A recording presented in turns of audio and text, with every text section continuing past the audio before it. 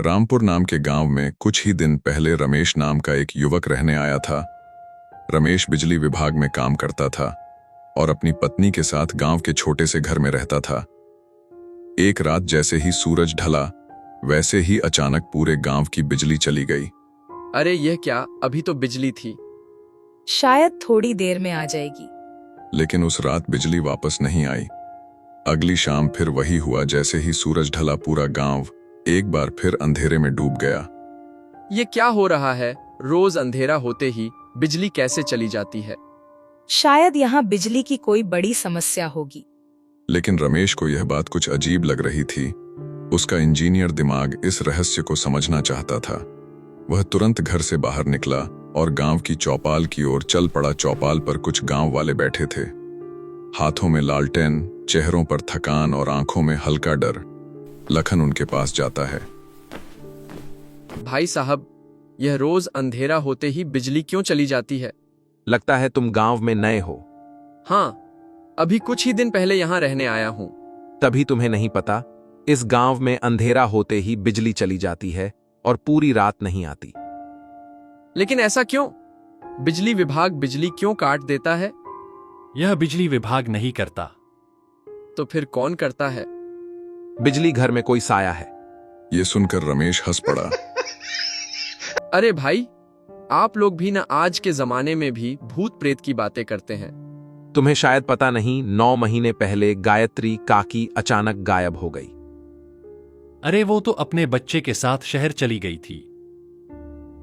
हाँ, सुनने में तो यही आया था। क्या पता उसे भी उसी साये ने गायब कर दिया हो। चौपाल पर कुछ पल के लिए सन्नाटा छा गया। मैं भूत प्रेत में विश्वास नहीं करता हूँ। मैं अभी जाकर देखता हूँ कि बिजली में आखिर खराबी क्या है। नहीं बेटा, उस तरफ मत जाना। आप लोग डरिए, मैं नहीं डरता। मैं इंजीनियर हूँ, अभी जाकर सब ठीक कर देता हूँ। गांव वालों ने उसे बहुत चेतावनी दी, लेकिन रमेश नहीं माना। रमेश ने अपने औजारों का झोला उठाया और पुरानी साइकिल लेकर गांव की सरहद की ओर निकल पड़ा। जैसे जैसे वो गांव से दूर जा रहा, सन्नाटा गहरा होता जा रहा था। उसे पता था कि लोग डर के मारे इस वक्त घरों से बाहर नहीं निकलते, लेकिन एक इंजीनियर होने के नाते उसे इन बातों पर यकीन नहीं था। ट्रांसफार्मर उसी पुराने कुएं के पास खड़ा था, जिसे गांव का बच्चा बच्चा मनहूस कहता था। चारों तरफ इतना सन्नाटा था कि रमेश को अपनी ही सांसें भारी लगने लगी। जैसे ही उसने ट्रांसफार्मर की ओर कदम बढ़ाया, उसे एहसास हुआ कि हवा में एक अजीब सी चुभन वाली ठंडक है। तभी झाड़ियों के पीछे से किसी के सुबकने की आवाज आई। कोई मदद करो, कोई मदद करो। कौन कौन है वहां देखो। अगर कोई मजाक कर रहा है तो सामने आ जाओ, मुझे डराने की कोशिश मत करो। रमेश अपने टॉर्च की रोशनी चारों तरफ घूमता है। तभी रोशनी एक पेड़ के नीचे बैठी महिला पर पड़ती है। अरे क्या की आपने तो मेरी जान ही निकल दी थी। इतनी रात को आप यह इस डरावनी कुएं के पास क्या कर रही है? सब ठीक तो है ना? बेटा बहुत ठंड है, यहाँ थोड़ी सी रोशनी कर दे बेटा। मेरे बच्चे को अंधेरे से बहुत डर लगता है, वो रो रहा है।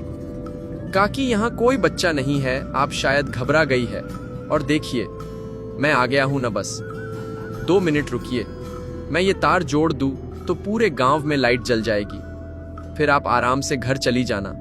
घर कैसा घर बेटा, अब तो ये उजाड़ ही मेरा महल है और ये कुआं ही मेरी दुनिया। तो बिजली तो ले आएगा, पर क्या तेरी बिजली की रोशनी उस गहरे पाताल तक जाएगी जहां मेरा बच्चा 2 साल से प्यासा बैठा है? काकी क्या बहकी बहकी बातें कर रही है? कौन सा बच्चा, कौन सा पाताल लगता है? आपकी तबीयत खराब है। तबीयत तो उस दिन खराब हुई थी बेटा, जब ममता का गला घोंटा गया था। तू अंधेरा मिटाने आया है, न तो मिटा उस अंधेरे को जिसने मेरी हंसती खेलती दुनिया उजाड़ती। देख उस गड्ढे में, देख उसे। काकी काकी शांत हो जाइए, आप यही बैठिए। मैं बस अभी ये ट्रांसफार्मर ठीक करके आपके पास आता हूँ, फिर हम साथ चलेंगे। ठीक है? लगता है बेचारी का दिमाग खराब हो गया है।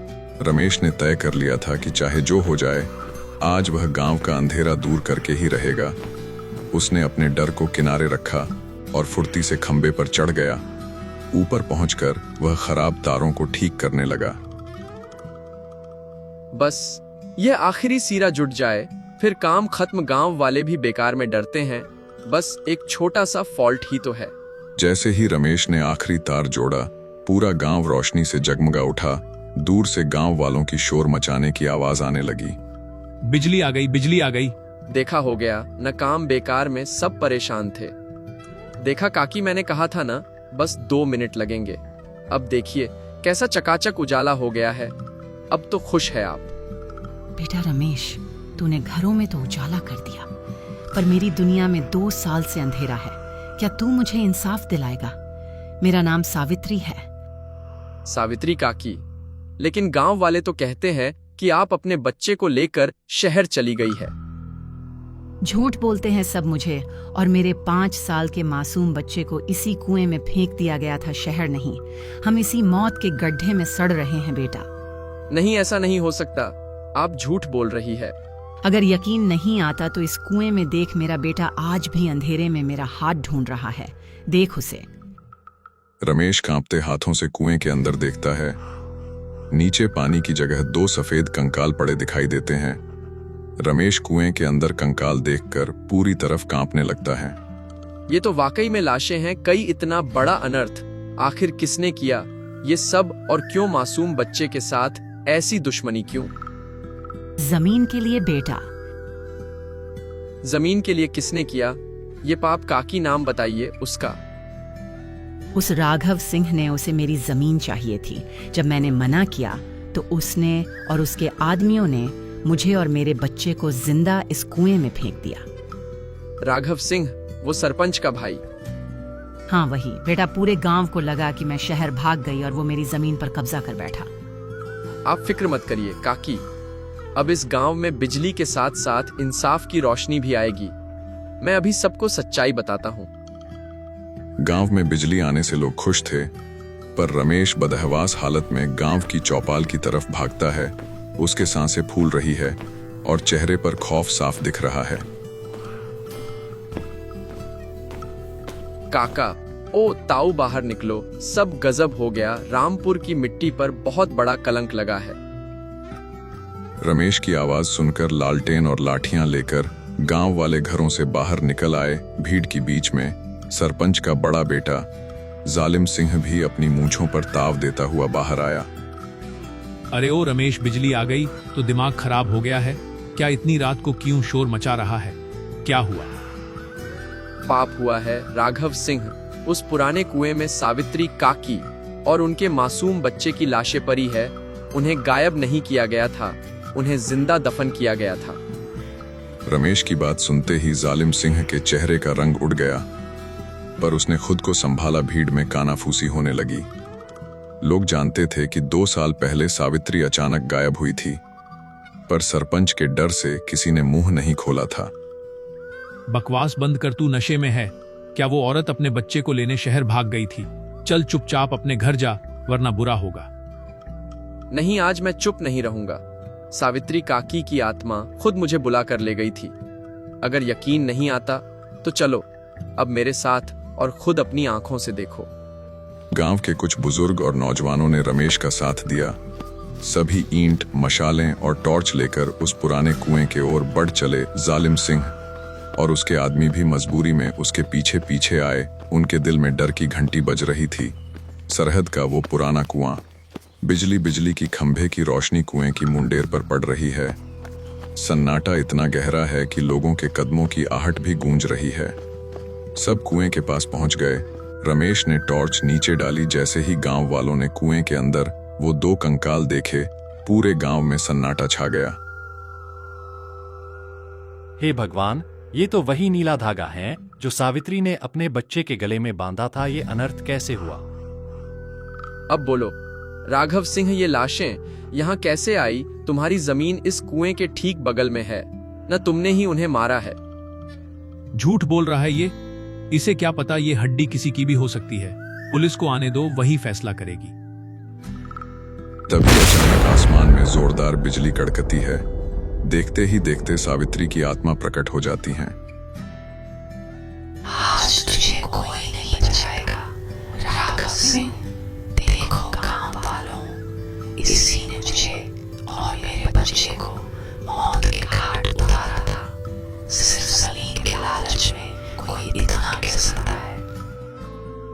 नहीं नहीं, ये सब झूठ है।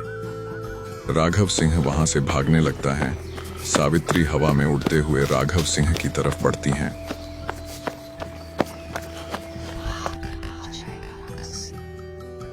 जैसे ही वो उसे छूती हैं, राघव सिंह के शरीर से खून की लपटें निकलने लगती हैं और वो धुएं में लुप्त हो जाता है।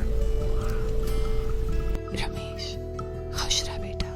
तूने सिर्फ इस गांव का अंधेरा ही नहीं मिटाया, मेरे दामन पर लगा कलंक भी धो दिया। शुक्रिया बेटा। दोनों साए हवा में धीरे धीरे धुंधले हो जाते हैं और आसमान की ओर चले जाते हैं। गांव में अब शांति है और उस दिन के बाद से गांव में बिजली की समस्या भी ठीक हो जाती है।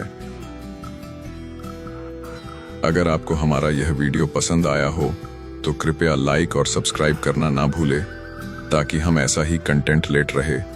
और हाँ, जाते जाते एक प्यारा सा कमेंट भी करते जाएं।